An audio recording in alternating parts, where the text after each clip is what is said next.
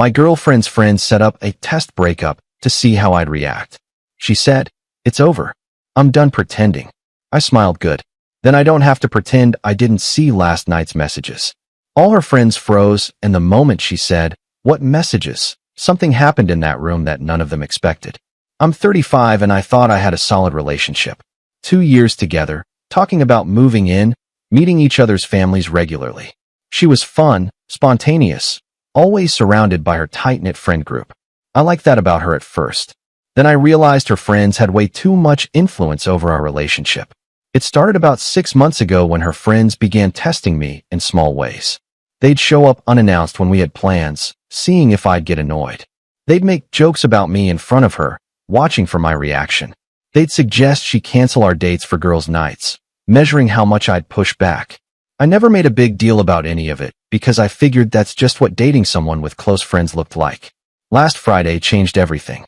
She texted me around noon, saying we needed to talk that evening. The message felt cold, formal. My stomach dropped, but I told myself not to panic. Maybe she just wanted to discuss something serious like moving in together or meeting my extended family. When I got to her apartment at 7, I immediately knew something was off. 4 of her friends were there, sitting in the living room like a panel of judges. She was standing by the window, arms crossed, looking nervous but determined. "Thanks for coming," she said, not meeting my eyes. "What's going on?" I asked, looking around at her friends who were all staring at me with these weird expressions. Anticipation mixed with something else. Excitement, maybe. "I think we need to end this," she said, her voice shaking slightly. "It's over. I'm done pretending." The room went completely silent. Her friends were watching me like I was a lab experiment. That's when it clicked. This was staged. This was another one of their tests, just way more extreme. I could have gotten angry. Could have called her out right there. But something made me pause. Because the night before, around 2 a.m., I'd gotten up to get water and seen her phone light up on the coffee table. I wasn't trying to snoop, but the message preview was right there on her lock screen. It was from one of her friends in the room. The message said, "Tomorrow's going to be so fun. Can't wait to see how he handles the fake breakup. If he cries, I'm recording it." I hadn't said anything. Just went back to bed and lay there thinking about what kind of person does something like that. What kind of friends encourage it? So standing there in her living room with everyone watching, I smiled. Not a sad smile. A knowing one. "Good," I said calmly. "Then I don't have to pretend I didn't see last night's messages." Her face went from rehearsed sadness to genuine confusion in about half a second. Her friends' expressions shifted too. The excitement drained out of the room. "What messages?" she asked. I pulled out my phone, opened my photos where I'd screenshotted the notification before it disappeared, and held it up. The message was clear as day on my screen. One of her friends, the one who'd sent the original message, went pale. Another one started to say something, but stopped. My girlfriend stepped forward, squinting at my phone, and I watched her read her friend's words about recording me crying. "This was a test?" I asked, even though I knew the answer. "You were going to fake dump me to see how I'd react? And your friends were going to film it?" "It wasn't like that," she started, but her voice had no conviction. "What was it like then?" I asked, still calm. "Because that message is pretty clear. You all planned this together. You wanted to see me beg or cry or get angry, so you could what? Laugh about it later? Show people. We just wanted to see if you really cared," one of her friends said defensively. "Guys always act like they're invested, but then they leave when things get real. So you manufactured a crisis to test me," I said. Instead of just trusting that 2 years of me showing up, being present, and treating her well was enough evidence. My girlfriend finally found her voice. "I didn't think it would hurt anything. It was supposed to be quick. You were supposed to fight for me, and then we'd tell you it was a joke, and everything would be fine." "A joke," I repeated. "Breaking up with someone as a joke.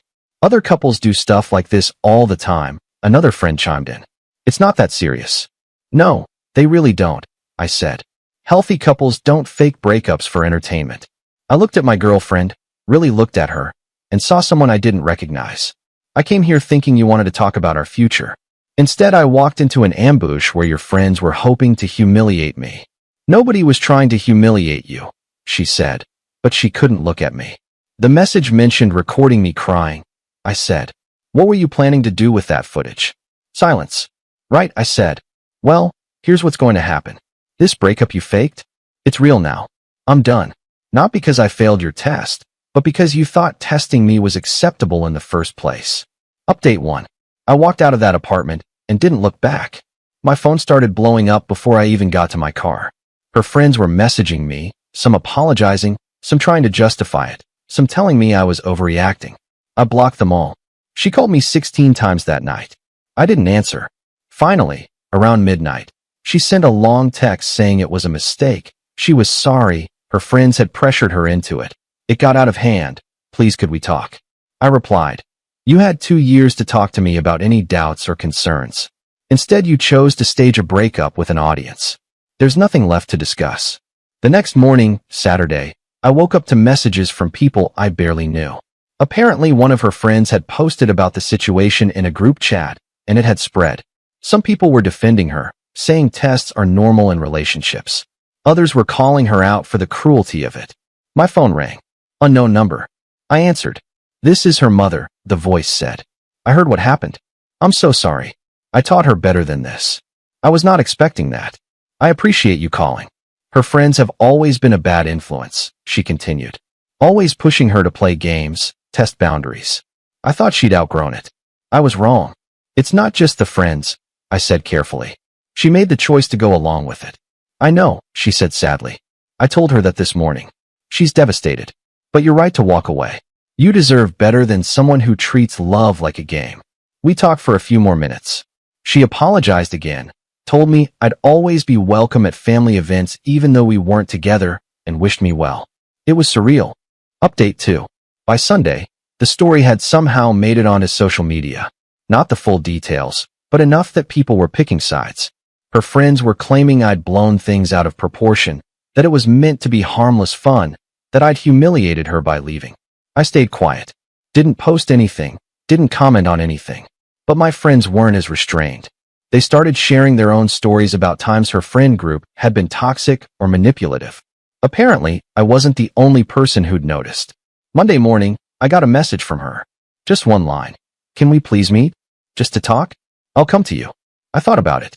Part of me wanted closure. Part of me wanted to just move on and forget the whole thing. But I agreed. Neutral location. Coffee shop near my place. Tuesday afternoon. She showed up looking like she hadn't slept. Sat down across from me and immediately started crying. I'm so sorry, she said. I don't know what I was thinking. It was stupid and cruel, and I hate myself for it. Why did you do it? I asked. Because I was scared, she admitted. We were getting serious and I panicked. My friends kept saying that you seemed too perfect, that you had to have some hidden flaw, that we should test you to see who you really were. So you trusted their paranoia over 2 years of me being consistent, I said. I know, she whispered. I know how that sounds. I was an idiot. What was the plan after? I asked. Let's say I had reacted the way you wanted. I begged. I cried. I pleaded. Then what? You'd tell me it was fake and we'd all laugh. They said you'd be relieved, she said. That after the initial shock, you'd see it as proof that we could get through anything. That's insane, I said flatly. I know, she said again. I know that now. I knew it the second I saw your face when you showed me that screenshot. You looked at me like I was a stranger. You felt like a stranger, I said. The person I'd been dating for 2 years wouldn't do something like that. I want to fix this, she said desperately. Tell me how to fix this. I shook my head. You can't. Even if I could get past the test itself, I can't get past the fact that your friends were going to film my pain for entertainment. And you were okay with that. You didn't stop them. You participated. I cut them off, she said quickly. All of them. I told them what they did was unforgivable, and I don't want them in my life anymore. That doesn't change what happened, I said. I know, she said, crying harder now. I just want you to know that I chose wrong. I chose them over you, and it was the biggest mistake of my life. We sat in silence for a while. Her crying, me watching people walk by outside the window. I hope you find someone who doesn't need to test you, I finally said. And I hope you find friends who build you up instead of tearing others down. I love you, she said. I loved you too, I said. Past tense. Update 3. I didn't hear from her for 3 weeks after that coffee shop meeting. Her friends, however, wouldn't let it go. They kept creating burner accounts to message me, trying to convince me I was being too harsh, that everyone makes mistakes, that I should give her another chance. One of them sent me a long message explaining that the test was actually my fault because I'd been too nice, and it made her suspicious. According to this logic, by being a good boyfriend, I'd force them to test me. The mental gymnastics were impressive. Then in early November, I ran into her at a grocery store. She was alone, looking tired, and when she saw me, she froze. "Hi," she said quietly. "Hi," I replied. Awkward silence. People pushed carts past us. Music played overhead. "I'm in therapy," she said suddenly. "Dealing with why I let other people make decisions for me. Why I valued their opinions over my own judgment." "That's good," I said, and I meant it. "I'm not telling you because I want you back," she continued. "I know that's done. I'm telling you because you deserve to know that you leaving was a wake-up call. I've been letting toxic people control my life for years, and I didn't even realize it. I'm glad you're getting help," I said. "Me too," she said. She looked like she wanted to say more, but didn't. Just nodded, grabbed her cart, and walked away. I finished my shopping and went home feeling something I hadn't felt in weeks. Not closure exactly, but maybe the beginning of it. Final update. It's been 4 months now. I heard through mutual acquaintances that she moved to a different part of the city, got a new job, and has been keeping to herself mostly. Her old friend group apparently fell apart after the incident. Turns out when you build relationships on manipulation and games, they don't last long once exposed. I've been on a few dates. Nothing serious yet, but I'm not rushing. One of the women I went out with asked me about my last relationship on our second date. I gave her the short version. She looked horrified. "That's psychotic," she said. "Who does that to someone they supposedly love? Someone who doesn't know what love actually looks like," I said. She reached across the table and squeezed my hand. "For what it's worth, you handled it way better than most people would have. You could have made a huge scene, could have tried to humiliate her back, but you just left." "I didn't see the point in revenge," I said. Her own actions were consequence enough. Looking back, I think the worst part wasn't the fake breakup itself. It was the realization that she'd been capable of planning something like that and following through with it.